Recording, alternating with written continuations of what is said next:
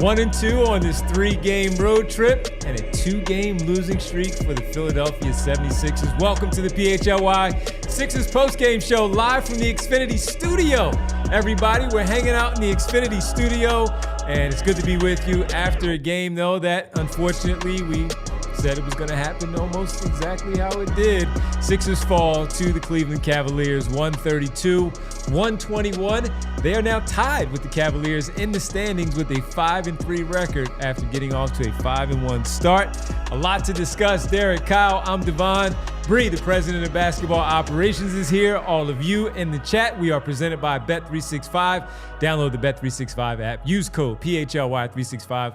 When you sign up, whatever the moment, it's never ordinary at Bet365. We will get to the player of the game. Yes, there was one. We'll get to that player. Are you sure? Donovan Mitchell, 46 points. Wow. Hey, nailed it. That guy. We'll get to the player of the game. We'll get to our Ace Hardware temperature check to see who's heating up, who's cooling off. You might have an idea who we might go with tonight for the Ace Hardware temperature check. But Kyle, we have to start off getting down again. 17 points early, and it looked like Cleveland was just simply going to run away with this one. And the Sixers did fight back. We asked, what are you made of? What are you going to show us here tonight? Are you going to be able to go out there and show us that you have some fight and not just lay down? Early on, it looked like the lay down part, but they fought back after being down by as many as 17, cut it to 3 in the third quarter. And then Cleveland proceeded to go on another run to extend it to about 26, Derek, it was? Yeah. 26 points. They end up with an 11-point lead. And honestly, it wasn't that close. But your initial observation as we get ready for the main takeaway. What game is Nick Nurse watching? Oh, they were going there. What contest did he think he was participating in? I jokingly said to Derek after the game, looking at what the score was, Vegas investigation, the congressional hearings. This is an 11 and a half point line. I'm looking into Nick Nurse after this game. I'm mostly kidding, but I honestly don't know if I've ever been more annoyed with Nick Nurse as head coach of the Sixers than I was watching that fourth quarter, where I got grief for this on social media, but I tweeted start the buses like 4 minutes into this game. They had all their fake comebacks, and they had some good runs, right? Like Andre Drummond plays well. Trendon Watford plays well. Maxey has a stretch in the second quarter where he looks good. But you can just, watching the league, these games happen, and eventually the legs give out. The other team hits threes. The rotations stop being made, and it turns into a 15, 20, 25, whatever it is, lead. And the game's over, and you can fight against it if you want, but it's going to happen. And to me, it just looked like a very clear, buy some of these guys some more rest. Get them off the floor. Try something different, right? I don't care. You could throw Kyle Lowry and Eric Gordon out there. This is your one mulligan from me to go out there and say, play all the old guys and play some lesser used rotation players. If they go on a run, great. If they don't, great. You are losing this game.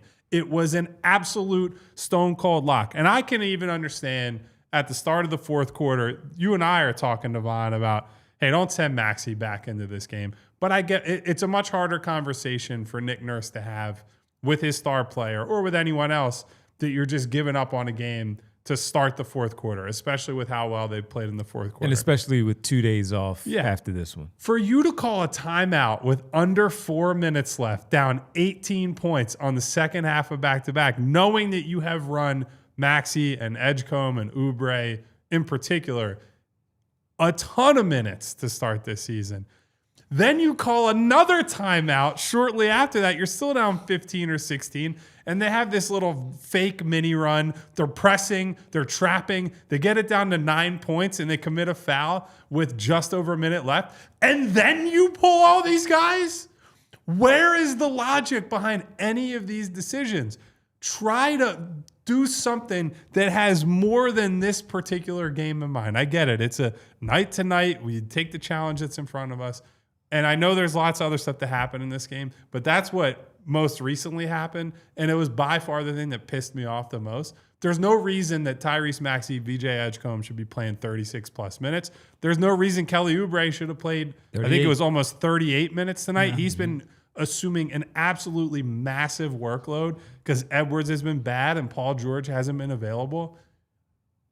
Oh, you're going to get all the boomer takes of like, oh, back in my day, they used to play. Wilt Chamberlain averaged 48 minutes in a season. Wilt Chamberlain didn't have to cover anywhere near as much ground as these guys do every single night.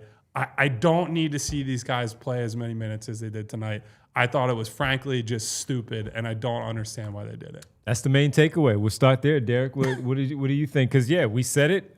We wouldn't play them with the game out of hand the way it was after the third quarter, but here comes Maxey. You said it because we weren't looking at the time. You said Maxey's back out there, and he was back out there. What do you think?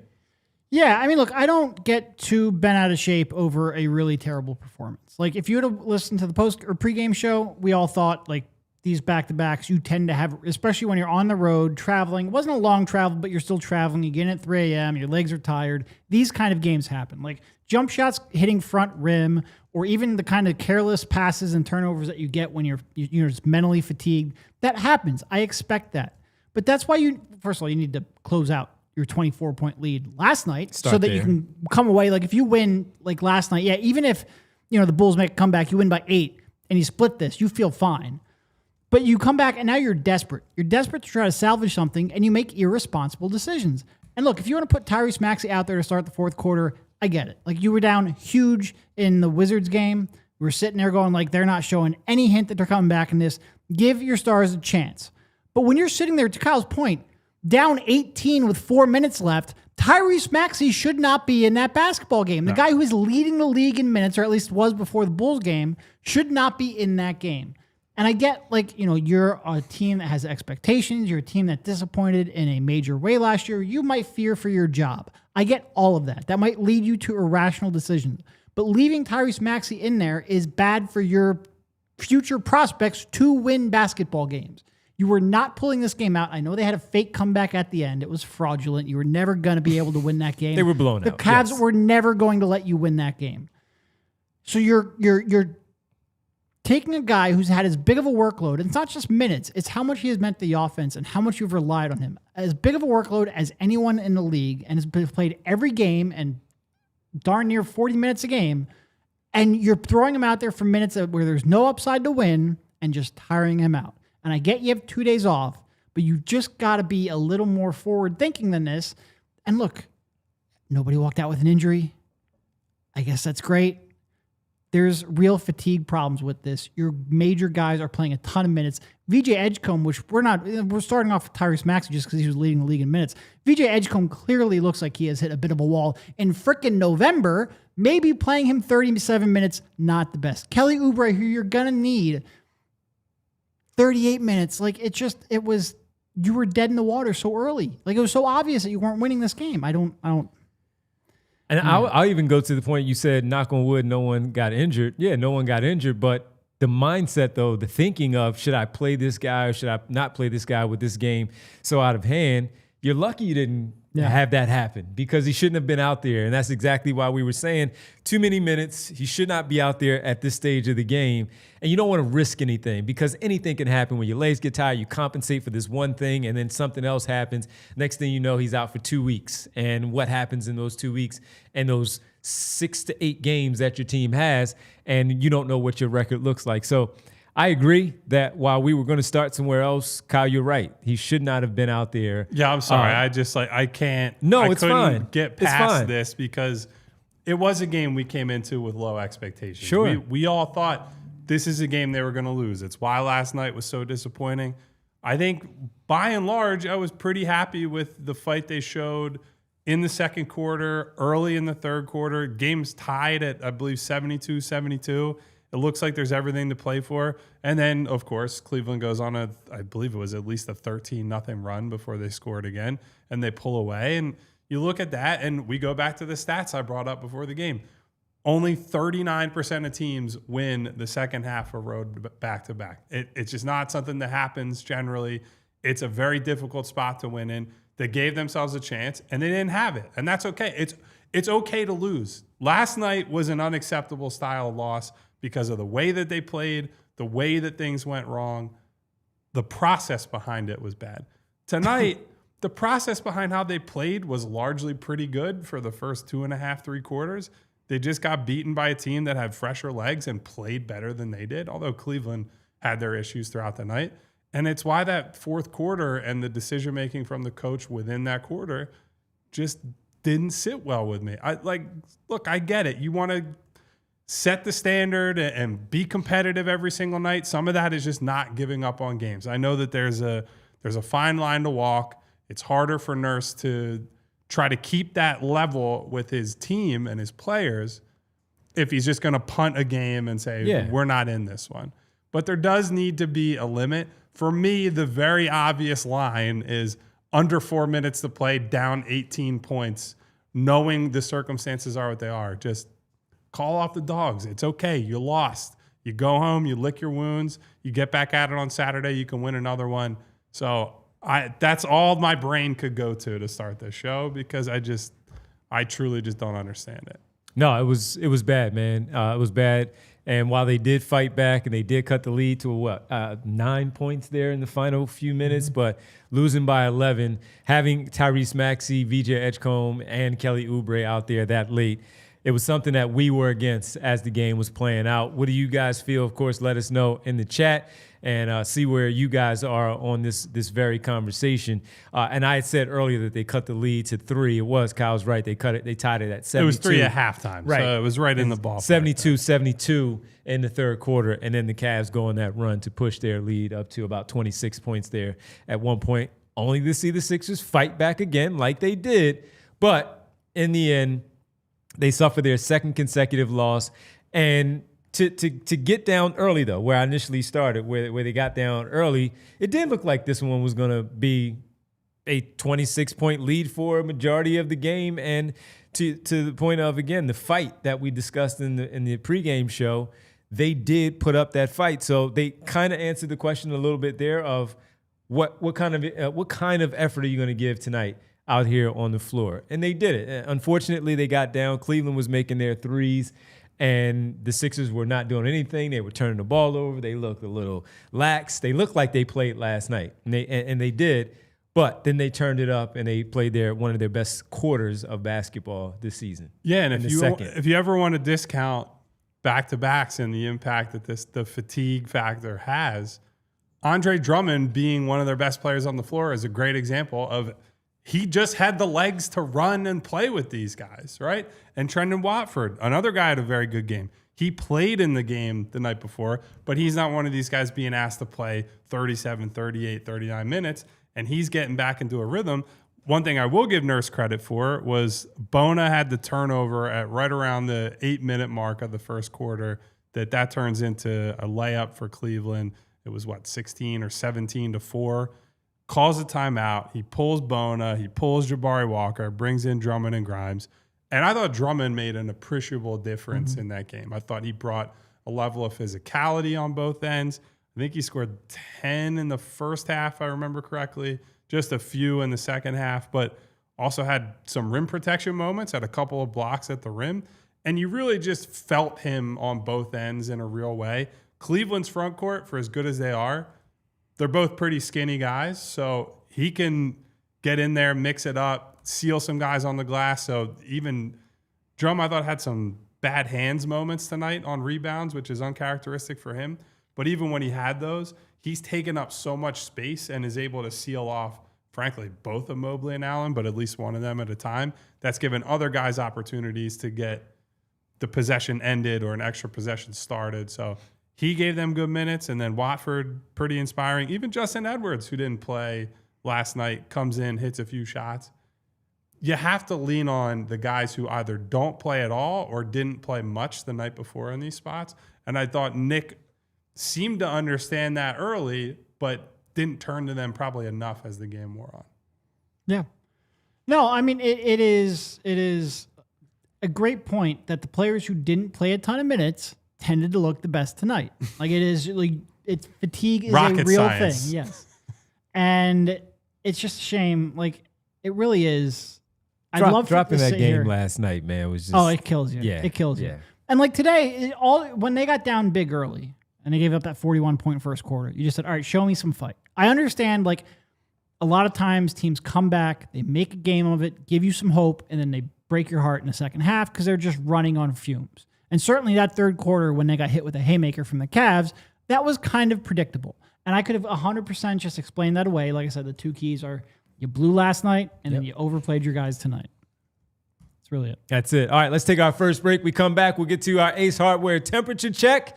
And let you know who's ice cold. Who we have.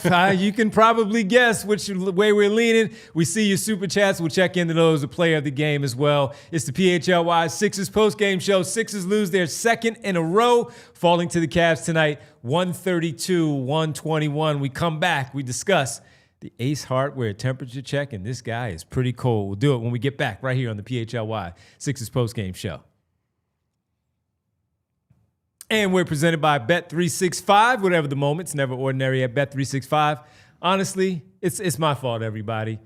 I know he went 3 for 12, but it's my fault because I shouldn't have put him in my parlay to help you guys win money. Sam Merrill did his job. He hit his 2 threes. He actually hit a third one for us, but VJ Edgecombe came up short. Made the wager, made the bet at Bet365, where I'm part of the 90 million users worldwide. Maybe you should be too as well. You also had the opportunity, if you felt like your home team, hey, you're just making some money, right? Yeah, it's just fun. It's fun. You don't have a problem. But if you do, call 1-800-GAMBLER. If you didn't, and you just simply wanted to hit, 20-point lead, yeah, I think my team is going to fall. You got that tonight as well. You would have gotten an early payout offer. So if you want to be a member and a part of Bet365, breaking news for new customers, you get $300 in bonus bets when you bet $5, win or lose. Sign up. Use the code PHLY365. Deposit $10. Place a bet for $5 to get $300 in bonus bets if your bet wins or loses. Whatever the moment, it's never ordinary at Bet365. Must be 21 plus and physically located in Pennsylvania. If you or someone you know has a gambling problem and wants help, call 1-800-GAMBLER. Guys, we've all been there where we head over to a friend's house, ready to watch a big game. We get there and their setup is a mess. It's lagging, it's buffering, and you are left frustrated. Because if you call yourself a big basketball fan, you have to have Xfinity. It's the ultimate sports destination where you can find the best games and your favorite teams all in one place, and the way that you watch is next level. You've got all the action right in your living room, plus Xfinity's best picture and sound with enhanced 4K. It's so clear that it feels like you're in the arena. On top of that, you get real-time notifications and live stats right on your TV. It's the best seat in the house every time. Next game day, make sure that big fan isn't a big fail. Learn more at Xfinity.com. Xfinity, imagine that. Restrictions apply. Multi-view requires Xfinity 4K capable TV box. All right, welcome back to the PHLY Sixers post-game show following the second consecutive loss for the Sixers. Tuesday night, the Bulls. Tonight, the Cleveland Cavaliers. Let's get to the Ace Hardware temperature check to see who's heating up or cooling off with our Ace Hardware temperature check. Visit Ace Hardware Home Services online at acehardwarehomeservices.com to get started on your next project. Everybody in the chat, who is it? Sadly, it's the rookie. VJ Edgecombe tonight. Oh, man, he scored the 4 kind of early, and you were like, all right, he's into the game. He played 37 minutes, as the guys have pointed out. He was 3 for 14 from the floor, 0 for 5 from behind the three-point line, and he had 4 rebounds, 4 assists, only 1 turnover, but he hardly dribbled the ball. He seemed like he just wasn't engaged and didn't want to initiate and create anything out there. You can kind of tell something that I said dating back to the Saturday game. I think it was it Friday or the Saturday game at home, where I said, you know what? He seemed like he's a little passive in this one.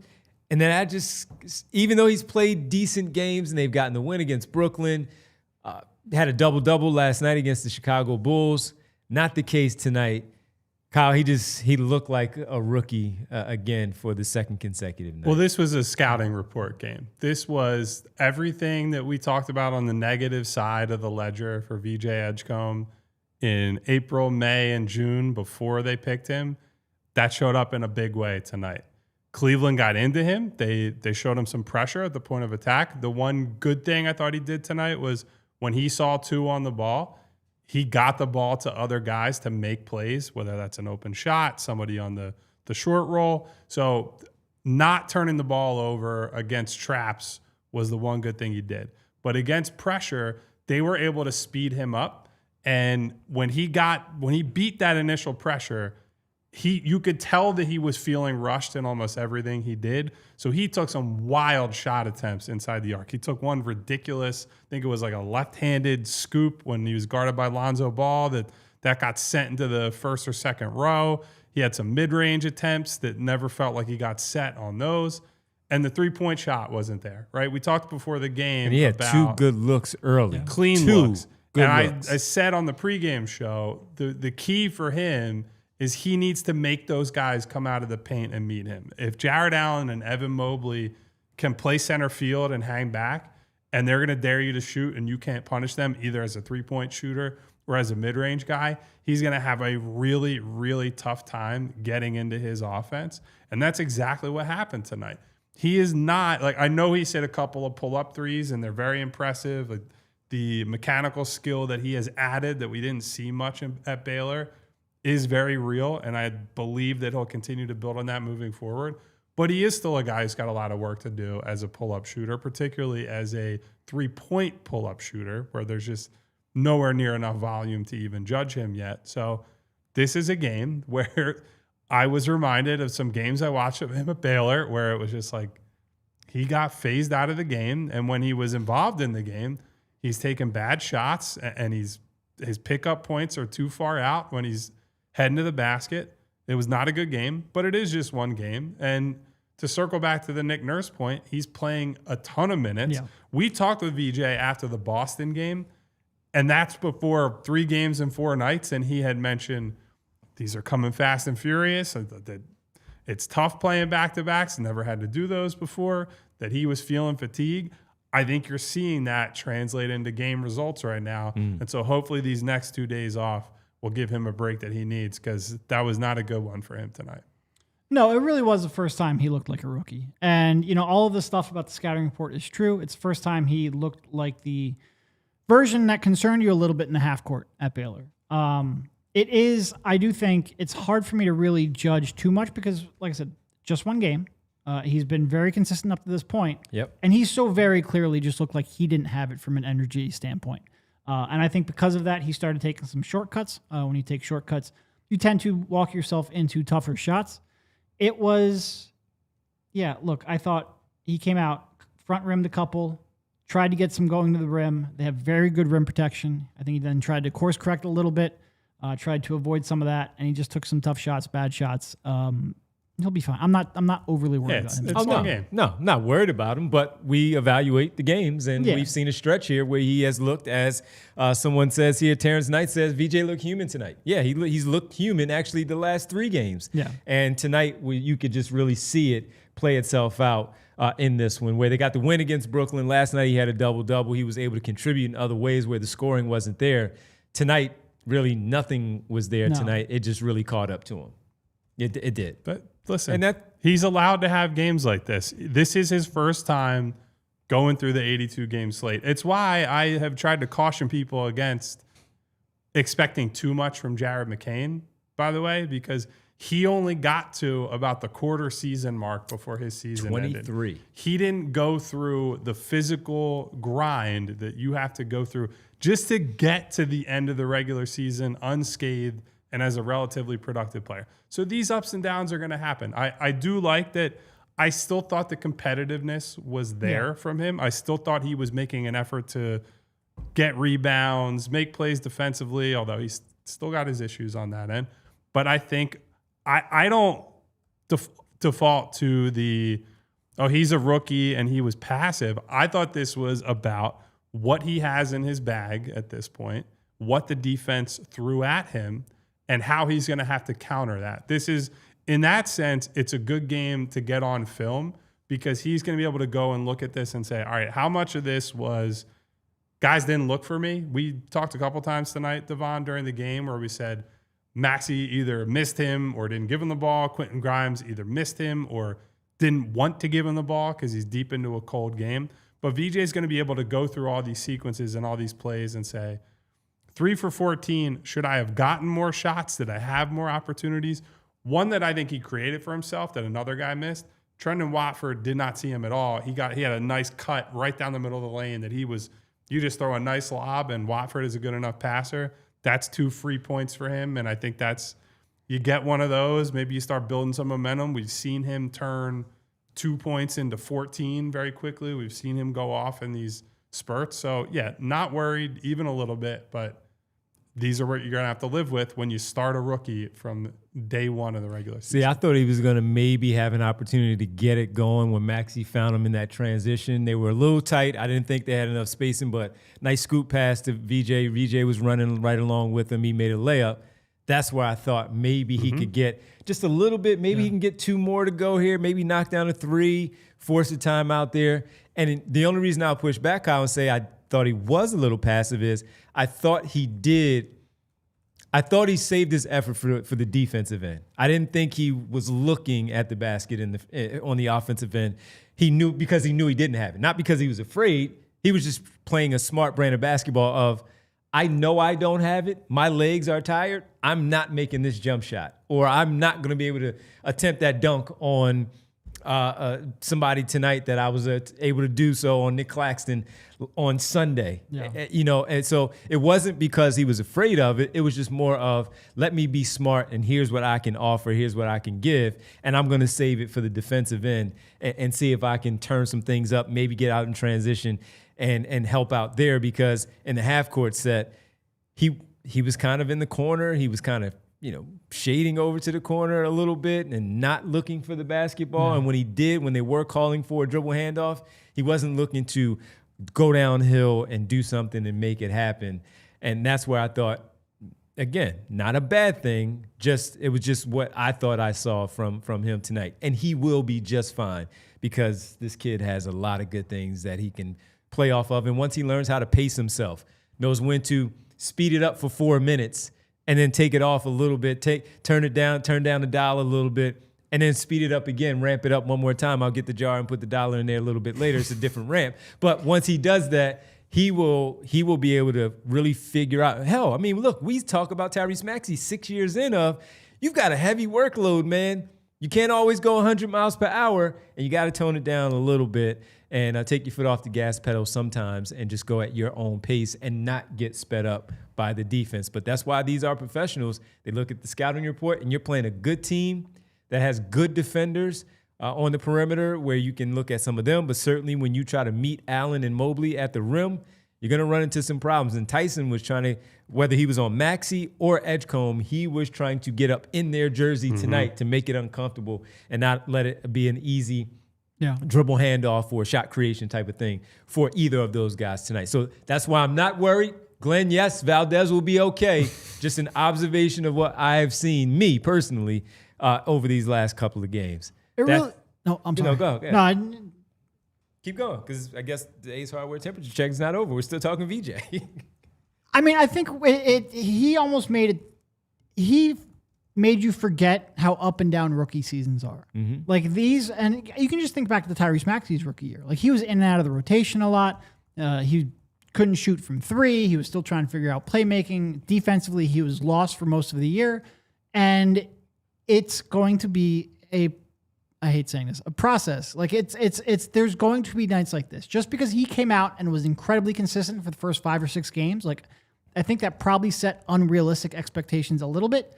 There are going to be bumps in the road, especially when, like Kyle said, that off-dribble jumper is still a bit of an adventure. He'd done a good job on like 15 feet and in up to this point, but he still doesn't have the most diversified shot profile in the world. Mm-hmm. The handle still needs a little bit of a refinement. Teams are going to get a scouting report. He's going to have to adjust. And then you just have to deal with the reality of the minutes that you're playing. He has never played this volume of minutes or games this closely packed together. Like 3 games in 4 nights, that just doesn't happen in college. And I think all of it is an adjustment, and I think you got a dose of reality here tonight. And another personnel-based thing, part of the equation, too, is if he's going to try to make some money as a downhill attacker against this team, he benefits a lot, as do the rest of the guys. But he specifically benefits from a pick-and-pop threat like Joel is. Yeah.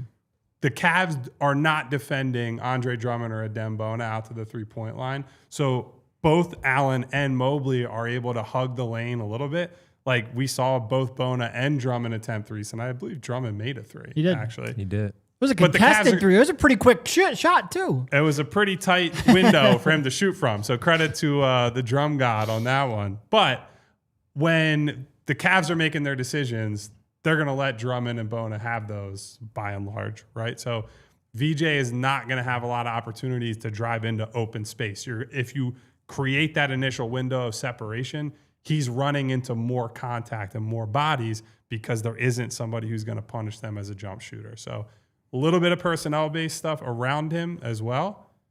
Something he's got to get better at is figuring out the chess match. And we've already seen him. Look, he's had good mid-range games. He's had good catch-and-shoot games and whatnot. So he's done some good problem-solving already. Just a tough one tonight. Remember when he said before in the summer, I think it was, when he talked about how in college, because he didn't like the game as much in college, because they were always bigs, they're laying in the paint. And in this case, you didn't have Embiid as that release valve where those two bigs could. They can't plant there in the paint like in college, but those two guys were pretty much always there. No, and I mean, like you have a lineup tonight where you're starting Kelly, and Kelly, he's still making his threes. I keep waiting for that to not be the case, but he continues to make threes at a really high volume and a really high rate. Derek. Accept it. But you've got Kelly, who I think teams are still willing to dare to shoot a little bit. Like they will help off of Kelly.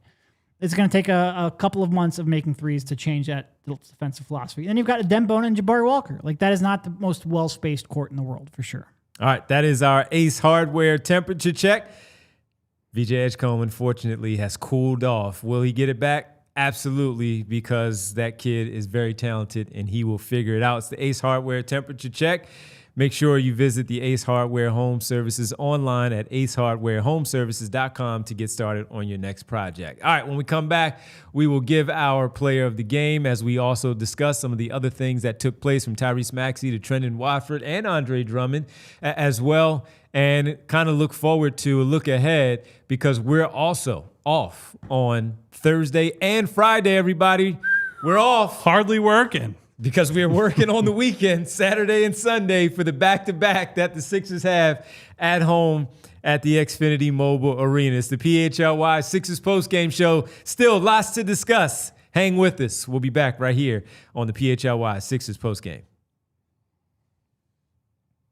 Guys, I did try to warn you. When it was early in the season and there were $8 tickets on the Game Time app for you to get in the building and watch the Sixers, I said, might be time to take advantage because it's not going to last long. I'm looking now, and I know that these are the best prices on Game Time, but they've gone up. It's $43 to get in the building for the return of the black jerseys on Saturday night. Even Sunday against the Pistons, $25 tickets to get in the building.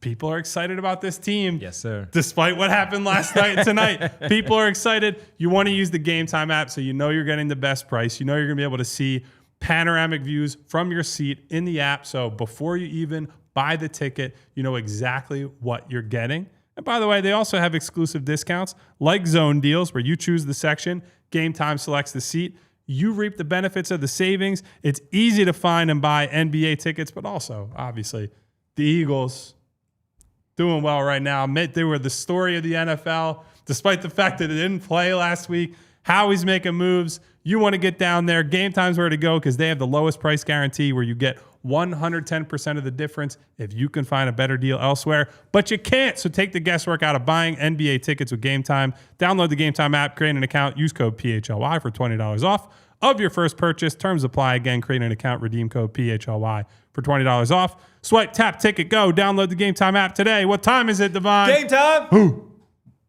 All right, and I got to tell you about, I see Glenn brought him up in the chat, so it made me think about, man, I never had a laceration that caused me to miss all these games, like one number 25.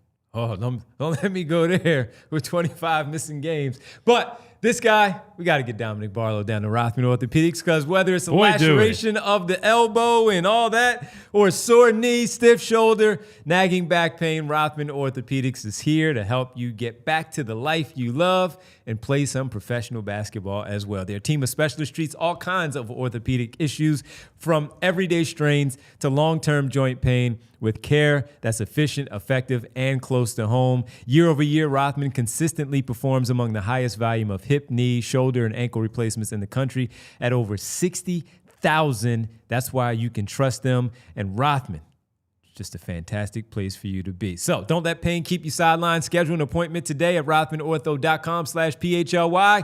Rothman Orthopedics, your mobility, our mission. Welcome back to the PHLY Sixers Seriously, podcast. this Barlow thing is crazy. The explanation that we've gotten has largely been, well, it's in a tricky spot, so it's been harder to heal. Yeah. And prior to that, it was, well, why did he need a procedure that was not just stitches?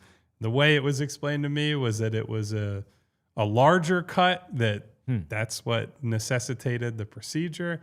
Just a whole lot of vague, including words like procedure and not the specificity of what was done. A whole lot of vagueness with Dominic Barlow.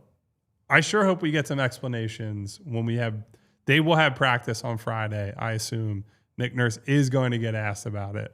There better be a damn update at this point, is all I have to say on that subject. Hope he's back soon, because they also need just his energy, his hustle, the offensive glass, defensive rebounding as well. They need him out there. So just to calm everybody, look, you're 5-3 right now. It's not great. 5-3. So, but your Sixers are still in a pretty good spot overall right now in the standings. They are tied with a bunch of teams that are 5-3, including the Knicks, Cavs, and Bucks. Sixers go from first on Tuesday to sixth tonight after this loss to the Cleveland Cavaliers. You're fine, though. You're all good. I'll be honest. I don't look at the standings until it's at least Christmas. So I keep track of the record. They do. That's about it. And so I'm going to tell them with the schedule for the rest of the month, there are 11 games on the schedule for the Sixers. You have a chance to get right. 8, count them, 8 home games at home for the Sixers, including 3 in a row starting this weekend. Saturday and Sunday, you have Toronto and Detroit on a back-to-back, and then you have Boston for the third time, Kyle, in 3 weeks on Tuesday. After a quick away game with Detroit, you come home for 2 more, and that is LA, the Clippers, and the Toronto Raptors, a quick visit to Milwaukee, and then back home. Afternoon game on Sunday against the Miami Heat, and home for the Orlando Magic, away for Brooklyn after Thanksgiving, and then a home game against the Atlanta Hawks. 2 more after that going into December with Washington and Golden State in town. So I say all of that to say, while these last 2 are very frustrating, including, most importantly, the one on Tuesday against Chicago, blowing that 24-point lead, you have 8 of the next 11 games at home. And then if you want to stretch that a little bit more, you have 10 of the next 13 that is going to be on your home floor. We've talked about this before, a real opportunity for them to win at home, get the crowd behind you, and protect your home floor and make it like it was back in 2018, 2019, where they just did not lose on that floor. So a chance, an opportunity, it's there for your Philadelphia 76ers. Let's get to the player of the game. That was one Andre Drummond. It's always a good day when Bree has to put the 3-point makes in the graphic. 1 for 1. 13 Nailed it. points, 1 made 3 on 1 attempt, 13 rebounds, and 2 block shots. Had some moments, but all in all, Andre Drummond was good tonight. And as we said last night, he wasn't going to play against Chicago because you knew you were going to need him on the second night of the back-to-back, Derek. And he did his job. Unfortunately, he could not make 4 3-pointers tonight. He only made 1 to make up, some of those points that they needed. Yeah, I mean, look, he was good on the glass. I agree with Kyle. He had some moments protecting the rim. He made a contested late clock corner 3. I mean, what else can you ask for from the guy? And really, he just had energy. And that's probably not something I use to compare, when talking about Andre Drummond, especially in comparison to the rest of the team and in comparison to a team that just has a lot of athletes right now. He had more energy than most people on that floor for the Sixers.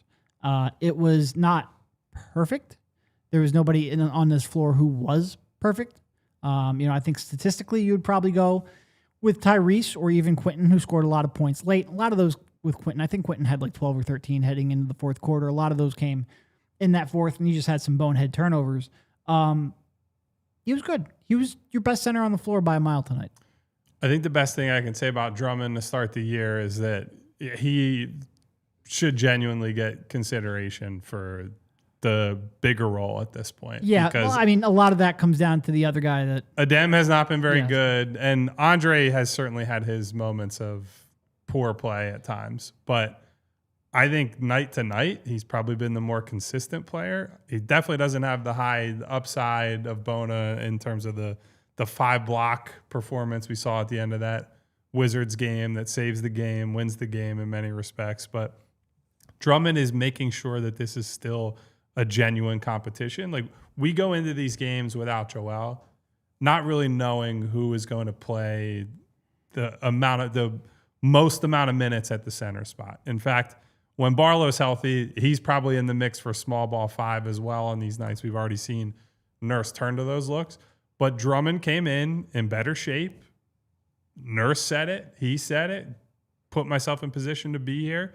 Has moved better defensively. Has been a more impactful rebounder. Has been helpful at times on offense. And frankly, there's a lot less of the off-script crazy passing Andre Drummond. So that has to be, I would assume, because Nick Nurse is not tolerating the stuff that Doc Rivers allowed him to do when he's playing from the elbows and making all kinds of. But he has toned it down on that front, and he's done the job that you want a backup center to do. So I've largely been pretty pleased with Andre this year. I thought he was very good tonight. No, he really was, man. And because of that, we gave him the player of the game, his first of the season. Andre Drummond's tonight's player of the game. And yes, those minutes, Dembona. You're getting the opportunity, man. Unfortunately, he's just not cashing in on those chances here. Yeah, he's not catching it. No, he is not. Basically ever. No, he is not. No, he is not. I honestly, some people would probably get a kick out of watching games with us. I feel like I yell about Bona watching these games so much relative to the entire rest of the roster because I'm not a yeller or a reactor watching games. Like, we watch games at the arena. Out of the three of us, you're definitely the biggest yeller. Yeah, but I'm also the biggest yeller, period, of the three of us. I mean, particularly in this instance. But he drives me up a wall with the stuff that he's Look at how high we were when he had the 5-block game and saved the game, helping and doing all that. And then we have this, that. But even then, he played poorly. He did up until the that final end stretch of that game. So you give him credit for pulling it out of the fire and having that awesome close to that game. But the lack of rebounding, he doesn't have a set of hands that you trust. He's not a good free throw shooter. That off the glass layup that he hit tonight, or I don't know if that would be considered a layup. That's like more a like a 6-foot push shot or whatever. I almost fell off the couch watching that tonight. I can't believe that went in. A minute and 30, that stretch there where he had the 2 baskets there. He couldn't make free throws. Well, he had the steal, and it was like right after that made push shot, and you're like, okay, now's the Dems. He's getting it rolling, and then the wheels come back off, and you're like, come on. So he is a real roller coaster. Yes, right he now. is. Yes, he is. At least the highs are very fun, put it that way. All right, final break, everybody. We come back and we wrap it up talking a little Trendon Watford and Quentin Grimes, but also looking ahead to the back-to-back with the guys being at the arena. Rich, myself, and Bree will be here back at the studio. Get their thoughts on what they want to see from the guys this weekend. It's a little bit early, but we're off. Thursday and Friday is the last chance to talk to the guys about the games on the weekend, except for the post-game, of course. So we'll do that when we get back as we hang out with you. Sixers fall once again, 132, 121, 5-3 now on the season. We'll be back right here on the PHLY Sixers post-game. Guys, everyone's got their favorite hard tee, including Derek Bodner, who he was having a tough time tonight watching that game. And he said, you know what I can rely on because I turned the can and I can see the ingredients. I know what's in it. I'm getting some crooked tea. I'm pulling one out of the fridge. I'm having a nice, refreshing beverage in the middle of the game. The other guys, the people who don't make crooked tea, they won't tell you what's inside their drink.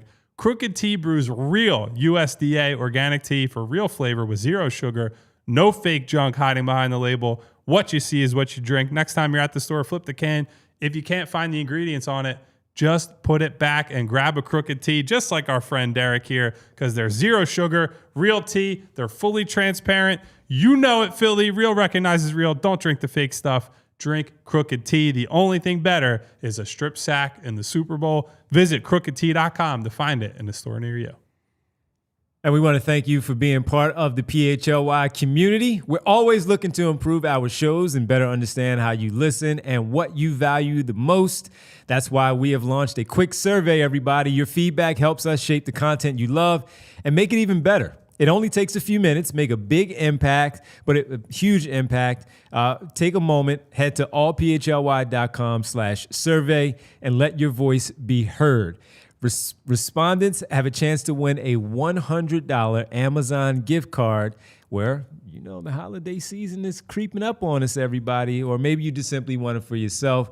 But please take a moment, head to allphly.com/survey and let your voice be heard. We appreciate you as always.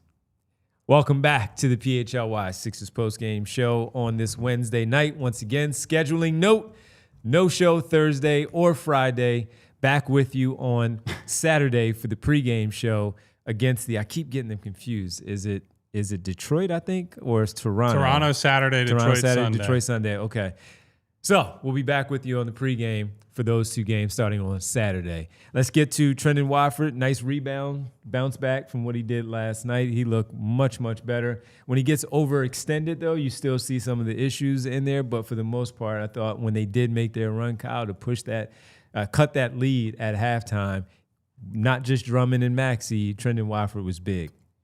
Until Maxey had that flurry at the end of the second quarter, it was Watford and Drummond who had basically carried them. And I think what I have really liked about Trendon Watford so far is that he's been able to flow pretty seamlessly into whatever they're asking him to do.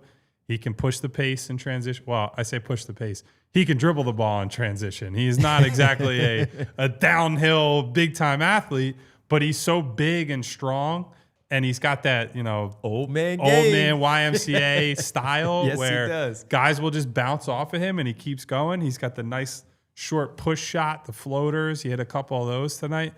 He's also a good passer. Like, the passing, I think, has really shown up for him. What did he end up with tonight? He had 6 assists in tonight's game. 16 points. And he has already made it a staple of his game, hitting those short drop-offs to other bigs.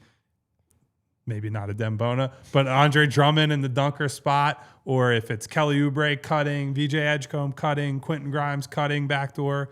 Watford is going to look for those guys. He has his head up. He plays as someone who has an understanding of where everyone is at any given time.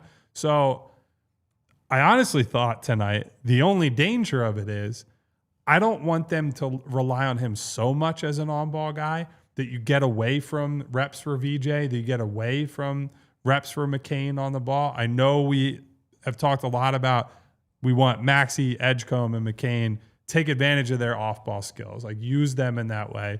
But there is a balance. You do have to give Maxey and VJ and McCain point guard, on ball, organizational reps so they can grow. Maxey less so because, you know, obviously he's leading the league in scoring and he's doing all kinds of great stuff right now.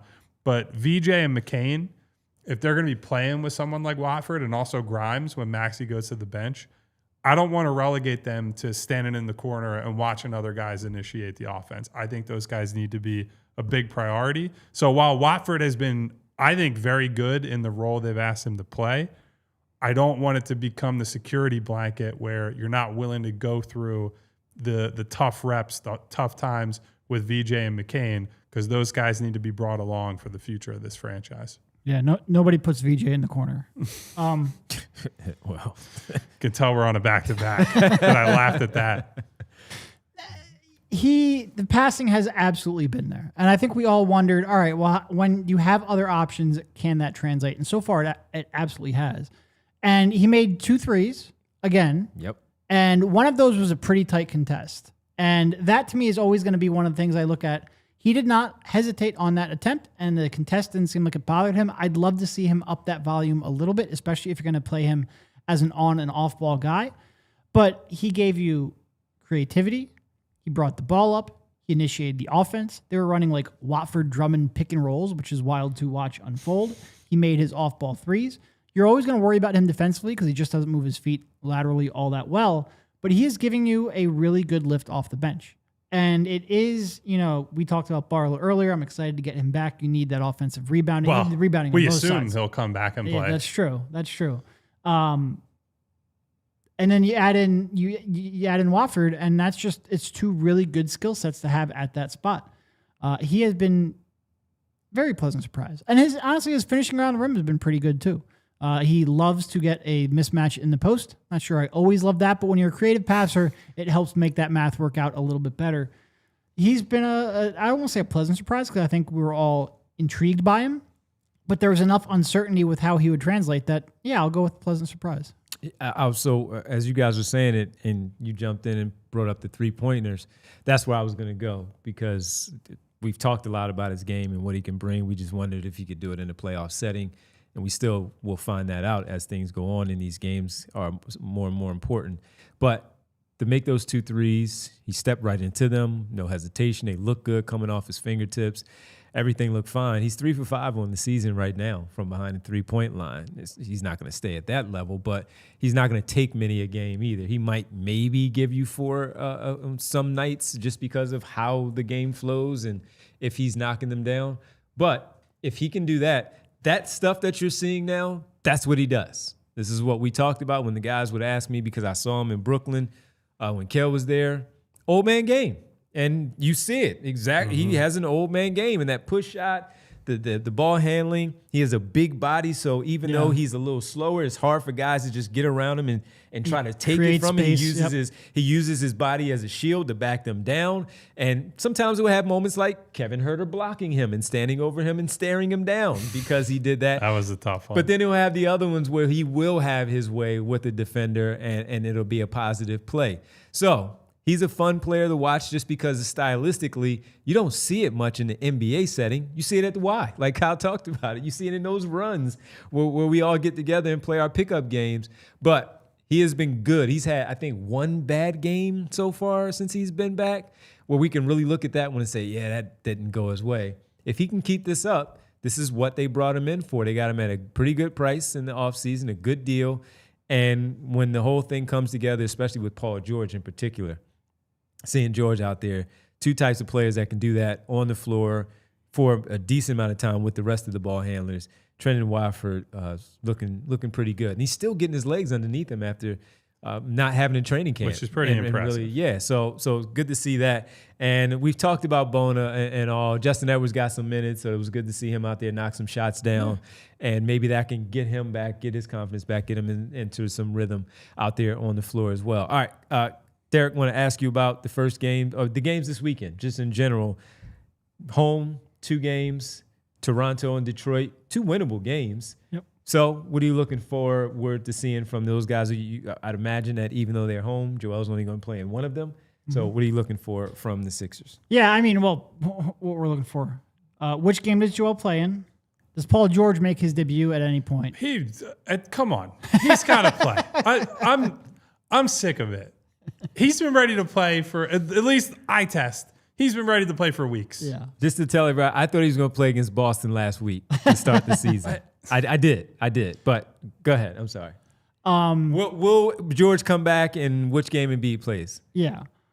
Because it'll be interesting, right? Because Toronto's, I think, playing maybe slightly better than expected, but it's mostly because I had very low expectations for Toronto coming into the season. It was surprise team for yeah. Devon. Yeah. Detroit's playing really good basketball, and specifically defensively. They've been a real good defensive team. Hit the glass really hard. Not exactly the Sixers' strength right there. So I'm curious to see how they attack that. It is, and frankly, just how everyone responds. Like, how do you look after these 2 days off? Does Tyrese Maxey have his legs under him? Does VJ Edgecombe start looking like the early season VJ, not the one we've seen these last 2 nights? If they do that, you get Paul George back, Embiid plays 1 and 2. Neither of these are games you can't win. And Toronto, you should be able to win. Like, if you're healthy, you're a better team. By the way, Toronto plays Atlanta on Friday night. So they're on a back-to-back. Yes. Yeah. So that maybe that's a game you play Embiid in just to try to bank a win and then play it with house money against the Pistons. I don't know. They'll play Joel on Saturday. Yeah. Well, it's the AI. It's a big night. Yeah. Yeah. They're going to play him in the primetime black jersey, return of hip hop. But also because he didn't play this game, so he will have had 3 days off between games. It's just, you get him back out there at the soonest possible time. I want to see Paul George this weekend. I'm like, there is nothing you can tell me at this. What box is there left to check? What part of the ramp could he possibly be on? Come on, Paul George. Do you need to see him do a kick flip off the ramp? Do you need to see him do a 900 like Tony Hawk? I want to see Paul George this weekend. I want to see something close to full strength Sixers. I'll even give them grace on if Dominic Barlow and his gnarly arm that apparently will never heal again doesn't appear in the lineup this weekend. I'll give him a pass on that. Alec Burks when they came from taking the Oregon Trail at the trade deadline after they got him from the Warriors, him and Glenn Robinson III. Yeah, so I'd like to see something close to a full strength lineup. I'll be interested to see. I assume McCain is a no back-to-backs guy. That was mine. I wanted to see if he would be able to play back-to-back. For the, I don't want to say foreseeable future. I would say in the early portion of the schedule, and then they'll build him up to play him more. So what does McCain look like now that he got the first game out of the way, first game jitters? I know it's been a while for him and didn't look all that good, but you get that out of the way. You play at home. Obviously, young guys normally tend to play better at home as well. So plenty of intrigue this weekend. And, of course, the $1 million question, will hip-hop ring the bell on Saturday? How could he not? If he doesn't, somebody has royally screwed up. They're going to let him ring the bell. It seems like a slam dunk. I've been saying it all along. I need to see the fat hip-hop training montage where he goes from on the couch eating snacks, watching the Sixers, to in the weight room, because that bunny at his peak was scarily jacked. He was like Donnie Darko bunny with muscles. So. I just can't believe they're having the original guy do it. Like he's like 52 or something like that. He wasn't not going to do it. As long as he's good, his ACL is all good. He's back. Is he joining the dunk squad, or is he gonna have to do the Franklin over the head half court shots? Is that his fate now?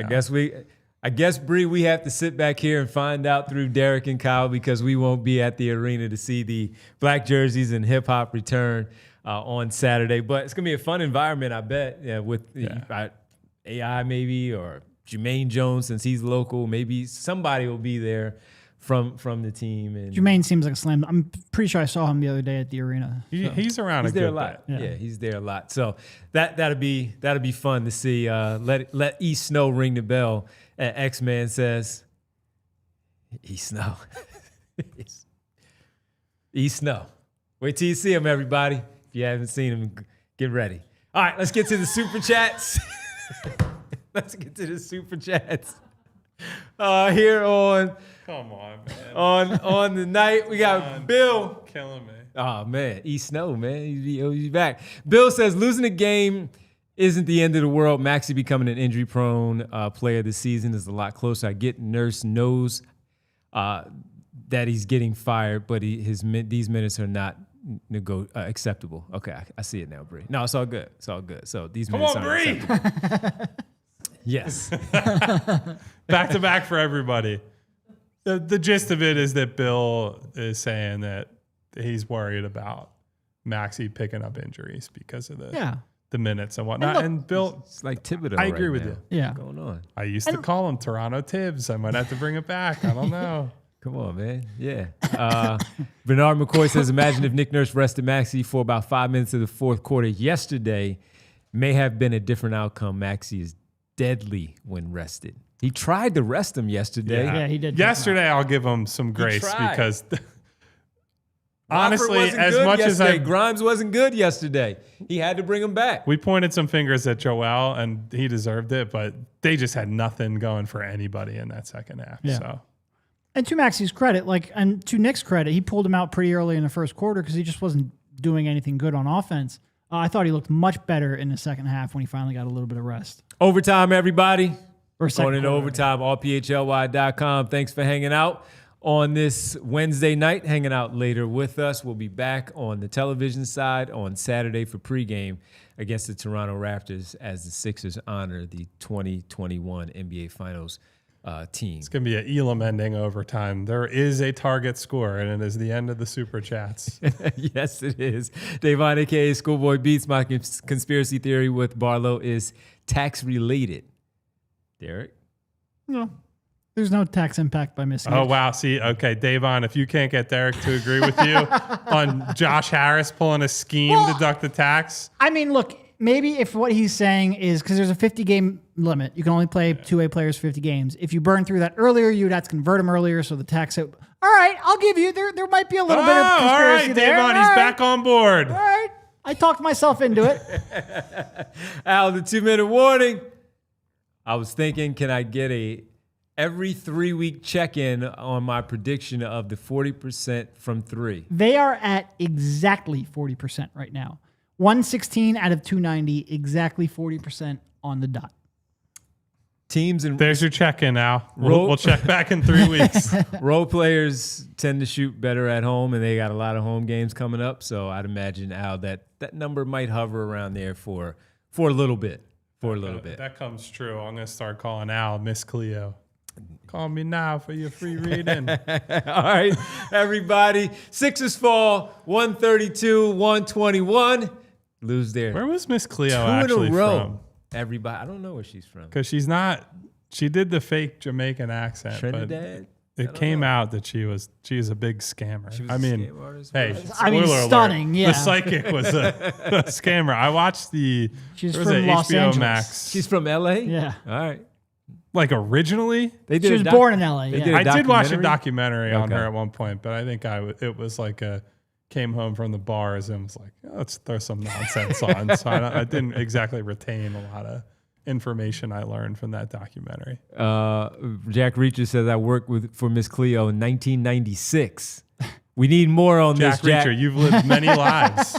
Make it- CIA agent, Exactly. Miss Cleo, receptionist. All right, everybody. It's time for the world famous roll call. The Dave Chappelle spoof of Miss Cleo, also a complete classic. He's got many. Anyway, why am I talking about Miss Cleo? He's got many. Yeah, because of Al. Because of Al. Predicting 3 Well, thank you, Al, our guy. Made $22 The an 2-minute hour. warning. Jack Checking in. Thank you, Al. Thank you also. We need this after 2 losses, everybody. Seriously. Need To some Marty laughs. Bones, to Mr. Midrange. What up, Bones? To Rodem or Rodem. Rodem. You can correct me if I'm wrong. Miko Suave. I'm not going to get that Miko. one wrong. Thank you to Fusion. Suave. Thank you to Cleveland John, who was not just there tonight, but was there using Game Time. Oh, So shout out to perfect. Cleveland John, who I believe also posted a photo in our Discord tonight. Thank you for checking in, Cleveland John. Thank you to MP. I saw Thank that. you to Vincent Pellegrini for checking in. Jack Reacher said I read tarot cards over the phone. Thank you to Val. Thank you to Jess. Thank you to my Hey, girl, ladies. Nona. Thank you to Mom's grandchildren. What's up to Mom staying up late with us? Yes. Thank you to Kane, Futz, Sean Havern, Art, Kyle Wright. What up, Chump Art? change. Chump change. What Daryl Morey offered Quentin Grimes on top of the qualifying offer. Put it in a rep jar. Phil Evans, Luke P, Dave P, What up, Eugene Luke? Ross, Glenn A, JS, Music Lover 31, Play that music. Rayson, Jaden Moraine. It's our guy. That's our guy indeed. What up, Jay? Theo, PHLY guy, Coleman Potts, Noob, What up, Noob? Rich P. Seen Noob in a while. I haven't seen Good to see Noob in a there. while. What up, Rich? Thank you to Tom Jackson, if I didn't say his name. Thank you to everybody for being here. Please, on the way out, hit the like button. I know the Sixers stunk it up.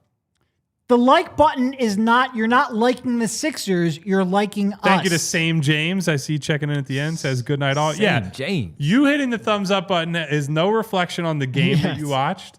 It's really just your way to say, hey, I would like for these guys to keep making YouTube videos. I'd like for them to be able to have fun up here on the stage. I'd like Bree doing things behind the scenes. Get that number up before we get out of here, y'all. I would like Bree to feel good about herself and the work that she's doing, the role that she has.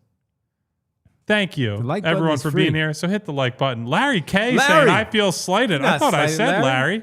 Come on. But if I didn't, What up, Larry? hello to Larry. Hello to everybody who was here. If I never say your name, it's not because I don't like you. Sometimes it is, but most of the time it's not. It's just because I missed you. We will be back, as Devon There's said, definitely on one Saturday. name that I know that you remember who you didn't say. Well, I blocked him. So. He was being annoying on Twitter several different times. Told him to knock it off. He didn't. Then he tried to come in here. It is what it is. I think there was a Hubert in here as well. I forgot to write Hubert down. Hubert, what Anyway, up? we'll be back for pregame and postgame 7 show. o'clock, both days this weekend. Saturday and Sunday. We are off Thursday, Friday. Hooray for us. Yes. Hooray for us. We get days off as well in the middle of the week, which will be nice. Until Saturday night, the return of the black jerseys, the return of hip-hop, hopefully the return of the Sixers to their winning ways. Until then, stay safe, take care of one another. Goodbye. See ya. We all silly like the mayor.